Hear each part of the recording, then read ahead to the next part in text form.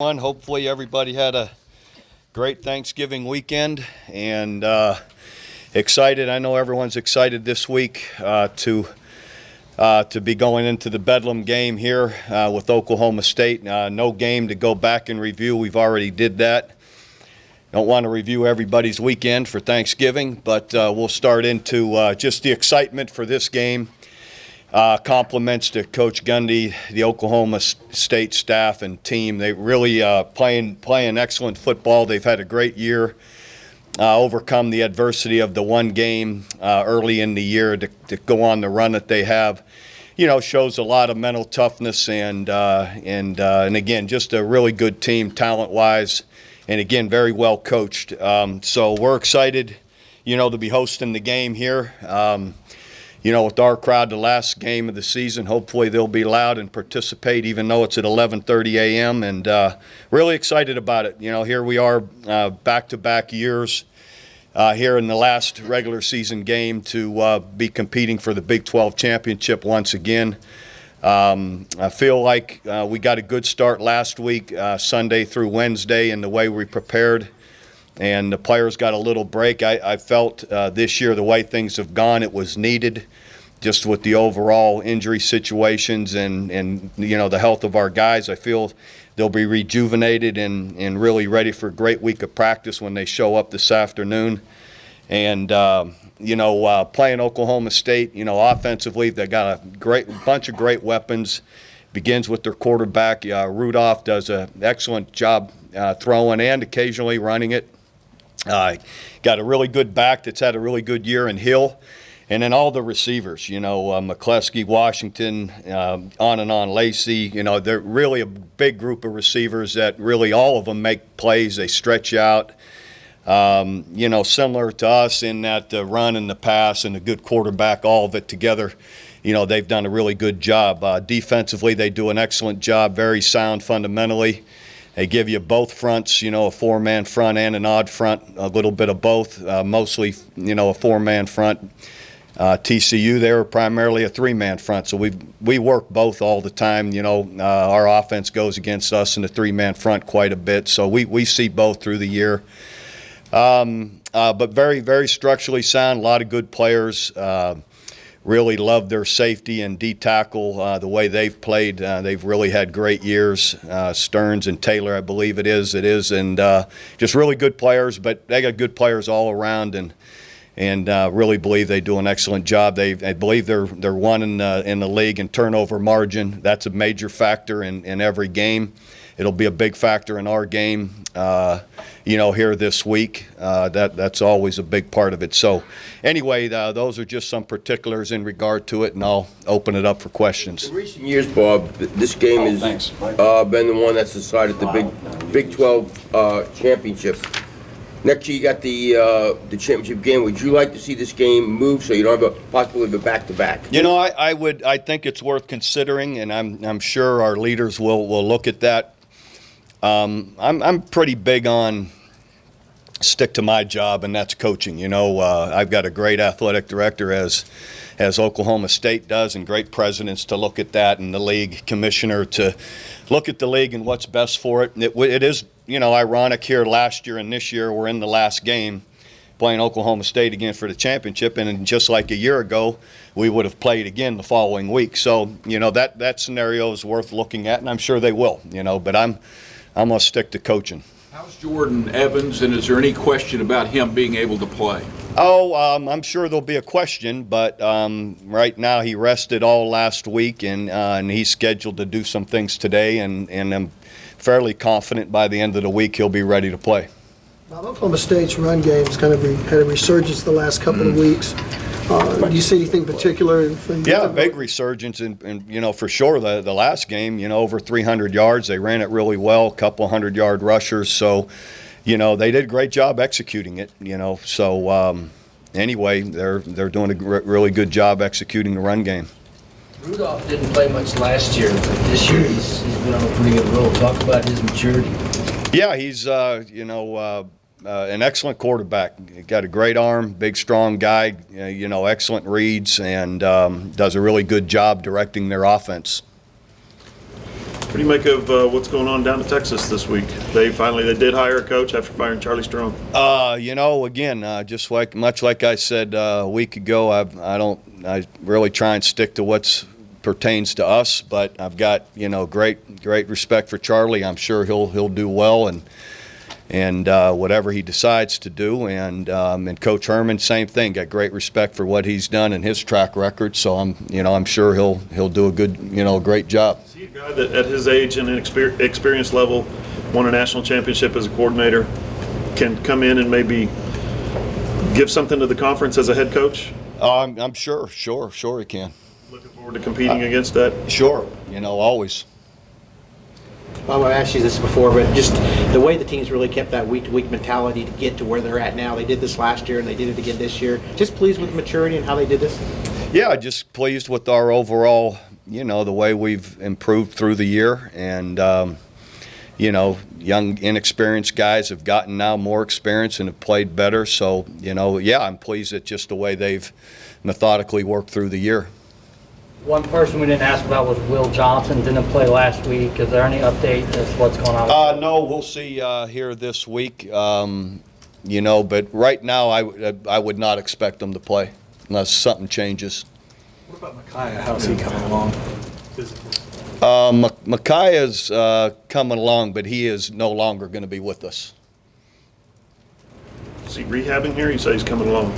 Well, he had been coming along, but he's not, with the team. But he's still, while he finishes the semester, welcome to rehab. Yeah. Team rules. Yeah, usual.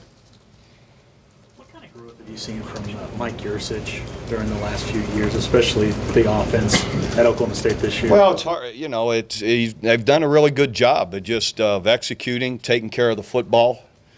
This year, what's obvious is the run game, this year and the last several weeks has been, a prominent part to go with their great throwing game. So that's probably, something that's real noticeable to everybody. Pardon me if I'm a little slow, but Mekhi Quick is no longer with the team. Right. So let's move on we got a big game here. Okay. Geez, Dean, that was pretty simple to get. It must have been on your phone. Ready to go jogging. What about Romo? How else is he? He's fine. He practiced all last week and doing well. Last year, everyone wondered who's going to replace Sterling, and of course, you had the answer in Dede. Just impressed with the way Dede really accepted that role. Now you're looking back and what he's done this year. Yeah, just really proud of Dede overall. Just his maturity, his leadership. He's become a really mature, great leader for those other receivers.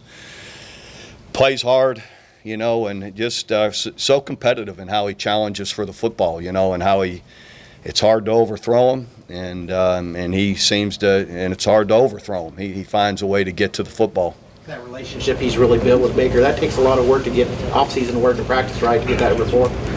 Yeah, but Baker works with all those guys, and they all work hard, and it's just great to see that connection the way it's produced so many big plays. Bob, all the years I've covered you, I don't ever recall a season going by where so many guys left the team for one reason or another. Is there a common thread or something you can put your finger on why this keeps happening? Every week it seems like you're breaking. Disciplinary issues. One guy said he didn't want to, wanted to get ready for the NFL, and another guy it was disciplinary issues or not doing what they need to do.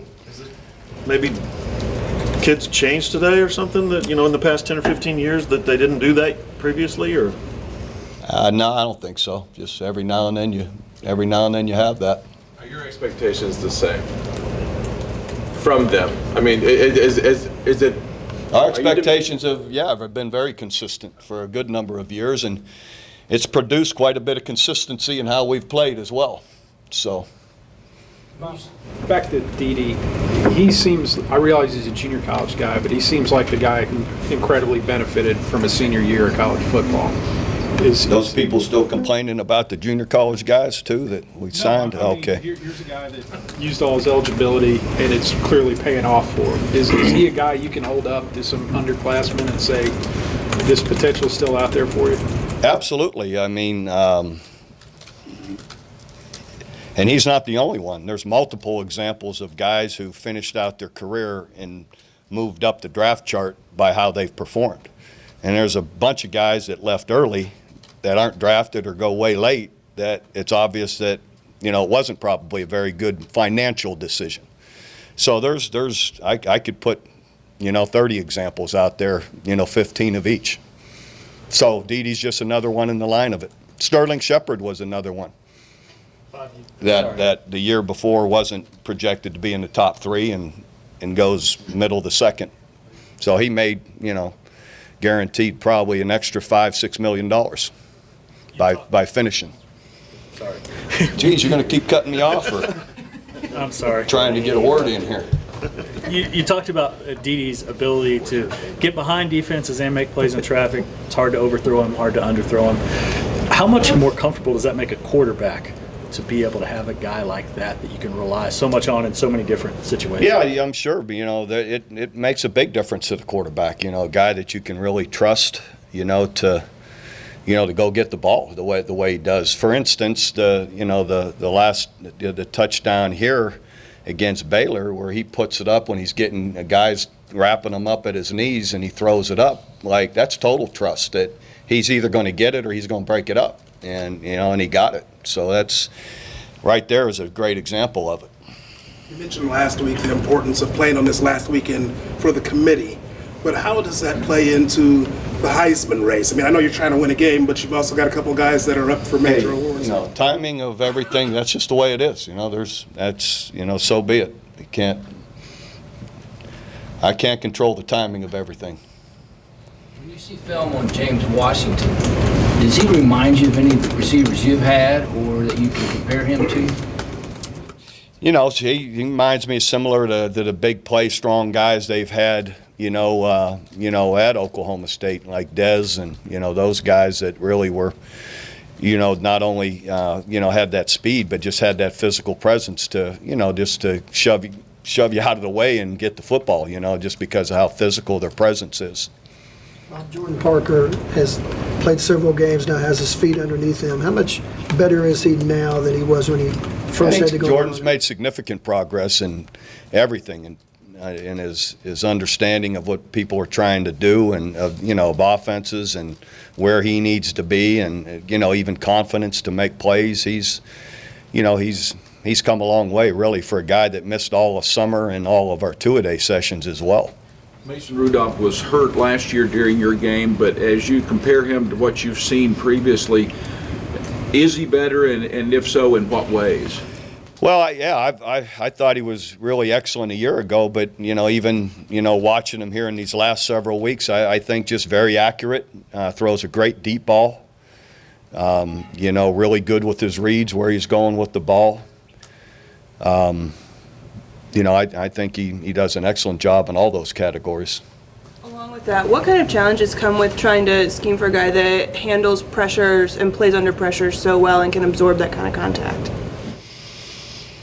So you're saying what's the question? How do you specifically get ready and coach your defense to go against a guy like that? Just like you do everybody. You got to keep, you're trying to pressure every quarterback you compete against, and sometimes you do, sometimes you don't. And when you don't, you make sure you're covering guys and compete against them like we do everybody. Jeff Mead had another touchdown against West Virginia. Are you starting to see him kind of turn that corner? Yeah, definitely. The last several weeks, he had I believe a clutch third down. Was it third down when he tipped it to himself? I thought it was. So Jeff's made significant, plays here in the last few weeks that are, plays that really we needed.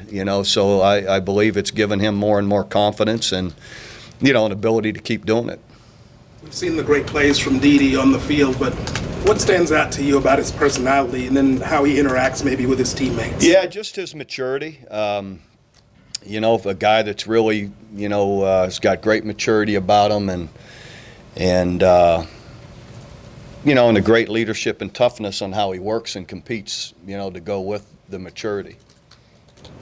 How has Mike handled some of the challenges of being defensive coordinator this year and getting some of these young guys to come along? Yeah, it's been challenging, but he's done a really good job of working with them and helping them develop, get better. But he's not alone. I mean, none of us, Mike doesn't do it by himself. All those other guys are working hard at it and, are doing a good job bringing them along.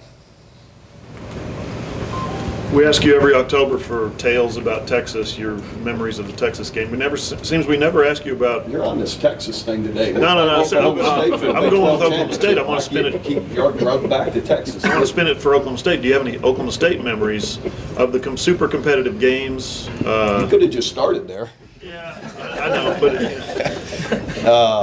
all of them, I don't, they're all great. What are some of your recollection? I mean, Blake Bell, for instance, with the little juke on the goal line. All of those, they're all.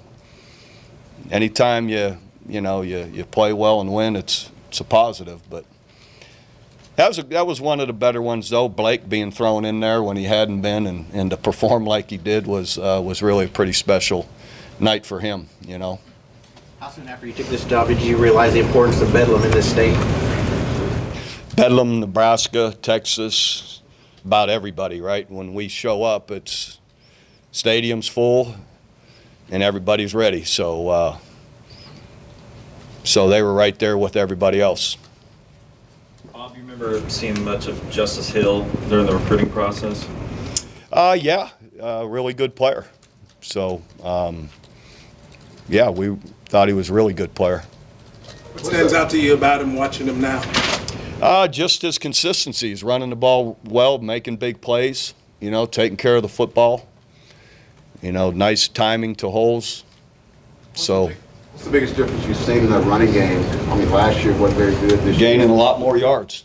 So I said it earlier, execution, blocking people, creating holes, and running backs finding the right holes and making big plays. Well, their defense didn't play well down the stretch last season. You guys lit them up pretty good. It appears they're playing much better down the stretch this season. They're playing really good defense. What's the difference? Again, I go execution, tackling, covering people, getting pressure to quarterbacks, all of that gets down to their overall execution. They've been good at turnovers, like you said, as well lately. Yeah, turnovers are a big factor too. How much has that energized you guys defensively? It's made a big, it's definitely had a big factor in these last several games, and it always is. To me, it's the most important statistic I think to keep track of. Bob, can you identify any turning point this season? You lost 2 or 3 to begin the season. The rest haven't been easy, but you've won them all. Is there a thread that runs through all of this? I think what I keep saying, overall improvement in execution and being able to, to execute our assignments and to make plays. Just improvement on the practice field, competing against each other. I think more guys have just developed, and it's like I said, it's been a challenge when the pieces keep moving due to so many different injuries. But the guys that have come in have gotten better and played more at a winning level. So. That's the biggest factor. Was it any more challenging for them to push through between Ohio State and TCU, or was it just always there? It's always there, just trying to improve and keep a positive mindset and confidence in what you're doing and trust it. And guys kept working it and got better. Bob, if you win on Saturday, chances are very high that you're going to have Sugar Bowl. Be a pretty good favorite to win that game, I would guess. Would that benefit your program to win a New Year's Six Bowl, as opposed to, say, going to a playoff and taking your chances where you have to win 2 games and finishing the year with a... Well, I'm just, again, those scenarios really don't matter to me. It's winning this game and then see where the chips fall. If you're asking me a year ago, would I have rather have had a chance a year ago to compete for the playoff and win a national championship or go somewhere and win a bowl game? I'd go for the Final Four and have a chance at national championship every time. Did you get more of a bounce from appearing in the playoff and losing to Clemson a year ago than you did beating Alabama in the Sugar 3? I believe it was looked at fairly equally, at least in my eyes, with recruiting and things of that nature, things that matter to me, and that's just keep advancing the program. I think it was very similar. In basketball, a Final Four appearance is a Final Four appearance. A lot of people don't differentiate between did you win a national title or not, just that you got there. Do you kind of see that going that way in football too? Seems to be maybe a little bit. Yeah, maybe more so than, than before. Contact period in recruiting started yesterday. You guys I know. We're out there like crazy. But you're going to miss the rest of this week, of course, because of Bedlam. No, I'm not. Don't be setting my schedule. Is there a disadvantage to that, or is the bigger advantage having the OU brand there championship Saturday? Yeah, listen, it's ongoing, man. You're hustling all the time, and we've got a fantastic, one of our best recruiting classes going, and we're going to do our best to reach them as much as we can, even some this week, and that's just part of it. Got to manage it with the game, and having extra time a week ago, I feel like we're in good shape with our game plan for this week, and so we'll manage it the best we can. Bob, you got back into the national championship for the playoff hunt. You're going to need some help to get there. Whoever wins this game Saturday is going to need some help. If you win this game and don't make it, is the Big 12 championship a consolation prize? How much do you embrace it? Never. I'm sorry, I didn't mean to cut you off. Big 12 championship is to me, it's always your primary goal to start with, because it's not easy to do, and I mean any conference champion. And it's that way when I was at Florida. That was where it all began. Same with K-State. To win that game was really special and never a consolation, and it's what everybody's striving for first. And then, if you can be a national championship beyond it, then sure, that just adds to it. Bob, you bring in a lot of guys from out of state. Do you have to remind them or tell them how much this game means to everybody else? No. Well, it's for the Big 12 championship, right? I mean, just like Bedlam in general. Well, I mean, yeah, it's a top 10 team we're playing. What more do you need to say for the Big 12 championship? If I've got to say more than that, I need to check the intellect of some of these guys. So, that's simple. Jordan Evans is so important to you. You saw in the West Virginia game when he went out, how the defense devolved. If something happens to him, do you guys look at another scheme that you could possibly use, because the depth just isn't there? I haven't seen many schemes without linebackers, so no, it's just you play the guys that we have, and that's what we'll do. But go ahead. Back in image though? He and Curtis Bolton both. You gonna be able to make it to Tulsa on Friday? I'm going to go over for a period of time. You predict a winner of the game? Let's stick to my team. Yeah. I got Texas, and now I'm getting drilled on high school games. So good.